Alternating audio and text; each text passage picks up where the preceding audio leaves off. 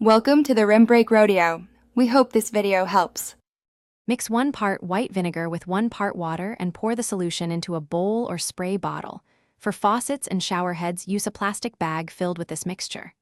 Soak small items for 30 minutes to dissolve calcium. Use a toothbrush to loosen deposits. Repeat if necessary. Rinse thoroughly after treatment to remove vinegar residue, then dry with a microfiber cloth. For stubborn spots, heat the solution slightly but keep under 60 degrees C, and always ventilate the area when using vinegar. Make a paste with 2 tablespoons baking soda and 1 tablespoon water to create a spreadable scrub that neutralizes mineral deposits. Apply paste to affected areas, let sit 15 minutes, then scrub with a nylon brush or non-abrasive pad until the calcium loosens. Avoid steel wool on plated surfaces. Rinse with warm water and wipe dry to prevent streaks. Wear gloves and work in ventilated area. For heavy buildup, repeat twice, and combine with a short vinegar rinse to lift remaining residue.